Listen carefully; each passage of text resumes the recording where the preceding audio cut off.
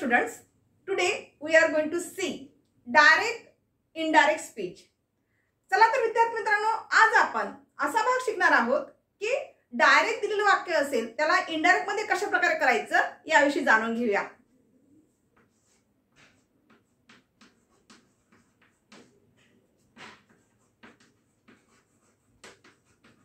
Indirect speech.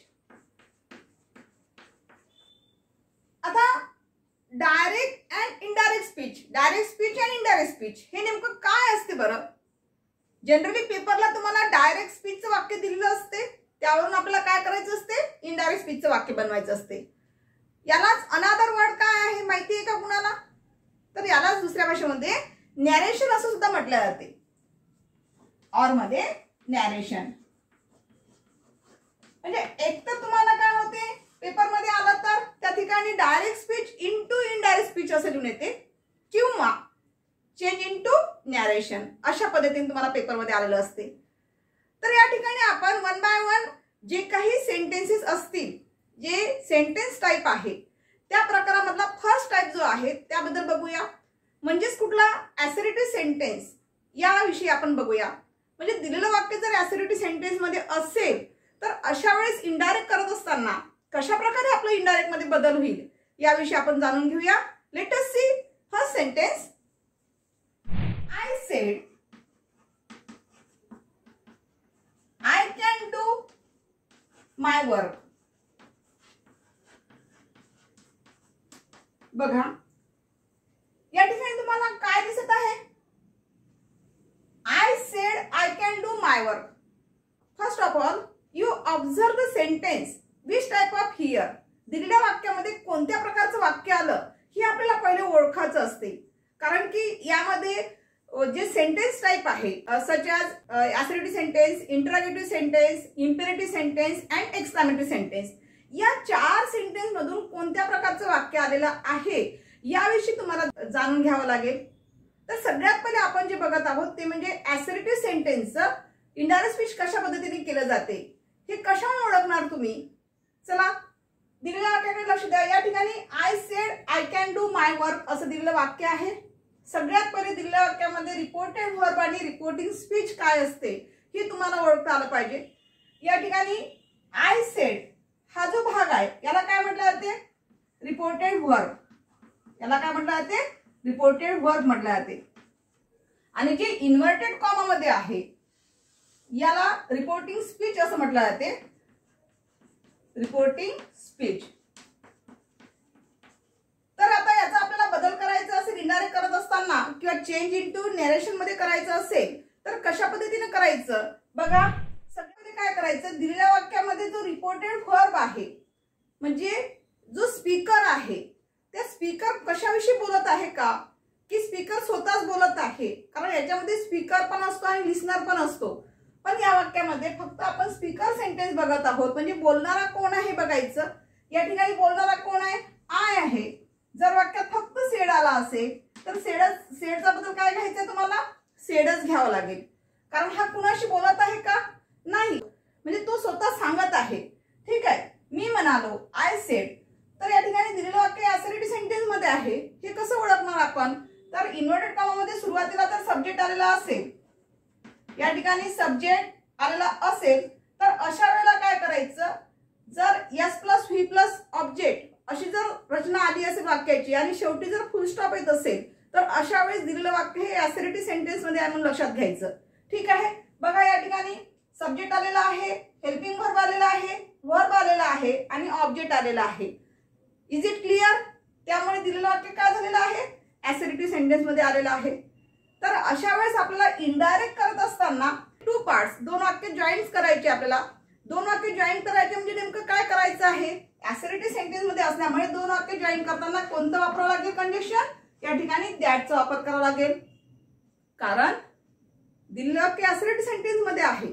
जर assertive sentence मध्ये असेल तर दोन वाक्याचे भाग जे असतात त्या दोन वाक्याच्या भागांना जोडण्यासाठी काय करायचं आहे? दॅटचा वापर करायचा आहे. दॅटचा वापर केल्यानंतर दिलेल्या वाक्यात हा जो सब्जेक्ट आहे हा सब्जेक्ट कोणता आहे? आय हा सब्जेक्ट आहे. हा कुणाविषयी बोलत आहे? स्वतःविषयीच बोलत आहे. तर या ठिकाणी आयचा बदल काय होईल? आयचा बदल आय दिलेल्या वाक्यात कोणता टेन्स दिसतो आहे? इन्व्हर्टेड कॉमा मध्ये जो टेन्स आलेला आहे तो कोणता आहे?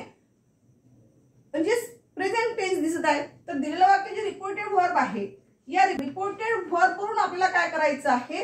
त्याचा टेन्स बदलावा लागेल. म्हणजे आपल्याला इथे काय दिसते? रिपोर्टेड व्हर्ब मध्ये सेड आलेला आहे. म्हणजे कॅनचा पास्ट टेन्स काय होईल? कुड. कॅनचा पास्ट टेन्स कुड. त्यानंतर पुन्हा डू चा पास्ट टेन्स डिड घेता येणार नाही, कारण कुड हे काय झालेलं आहे? ऑलरेडी आपण पास्ट टेन्स घेतलेला आहे. पण पास्ट टेन्स घेतल्यानंतर कुडच्या समोर कधीच सेकंड फॉर्म ऑफ व्हर्ब कधीच येत नसते. तर त्या ठिकाणी तुम्हाला काय घ्यावं लागेल? मेन व्हर्बचाच वापर करावा लागेल, कारण कुड हे काय झालं? ग्रॅमॅटिकली मॉडल ऑक्झिलरी व्हर्ब झालेला आहे. जरी आपण या ठिकाणी कॅनचा पास्ट टेन्स कुड केलेला असेल तरी देखील डू चा पास्ट टेन्स या ठिकाणी होत नाही. तर डू चा बदल डूज घ्यावा लागेल, जसं आहे तसं. ठीक आहे. चला, मायचा बदल माय आणि वर्कचा वर्क. शेवटी फुल स्टॉप. या ठिकाणी इन्व्हर्टेड कॉमा द्यायची गरज नाहीये, कारण आपण इनडायरेक्ट स्पीच केलेला आहे. बघा आन्सर कसं झालेलं आहे? I said that I could do my work. ठीक आहे. चला, late us see another example sentence. Raju said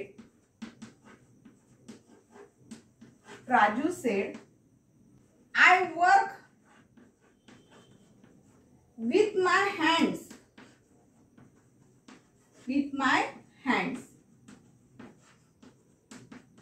वाक्यामध्ये काय आलेलं आहे बघा.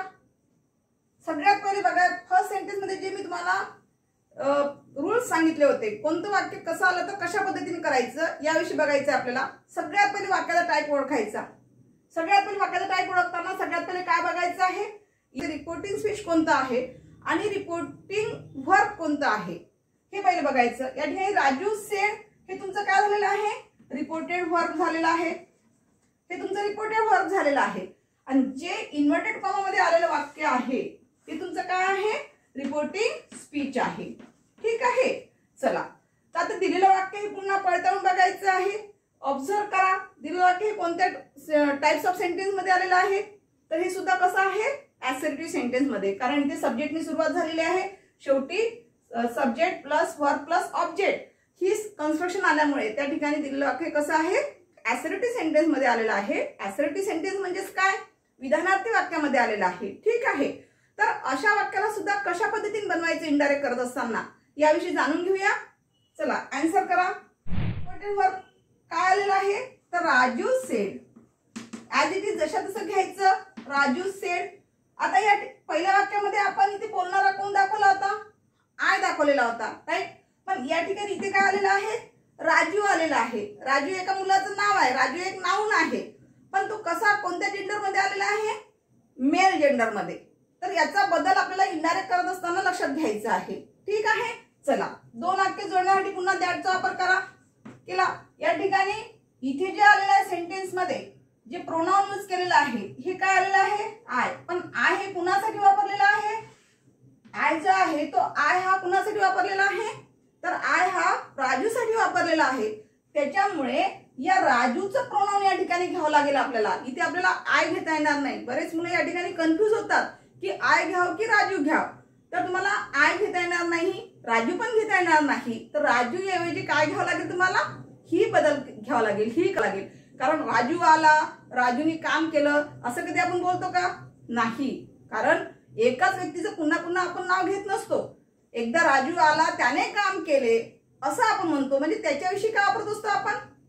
त्याच्याविषयी आपण प्रोनाउन यूज करत असतो. आलं लक्षात? म्हणून या ठिकाणी आपल्याला आय पण घेता येणार नाही आणि राजू सुद्धा घेता येणार नाही. तर त्याऐवजी आपल्याला काय वापरायचं आहे? तर त्याविषयी आपल्याला प्रोनाउन यूज करायचं आहे. म्हणजे आयचा बदल काय होईल? ही होईल. ठीक आहे.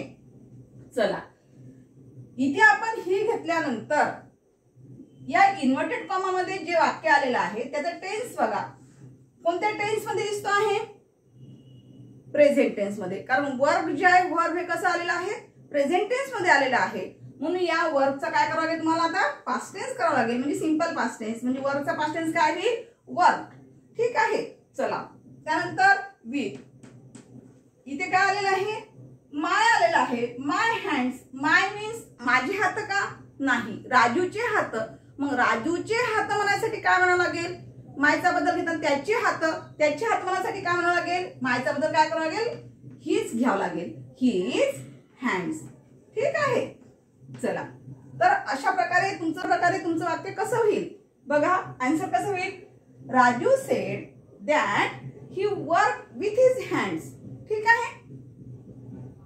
पण बदल कोणकोणता केलेला आहे. आईचा बदल ही केलेला आहे. या ठिकाणी फर्स्ट फॉर्मचं काय केलेलं आहे, पास्ट टेन्स केला. का केला पास्ट टेन्स, कारण दिलेल्या वाक्यामध्ये जे रिपोर्टेड व्हर्बल आहे हे सुद्धा काय आलेलं आहे, पास्ट टेन्स आलेला आहे. आणि मायचा बदल काय घेतलेला आहे, हीच केलेला आहे. ठीक आहे. In this way we have seen 2 sentences of assertive sentence.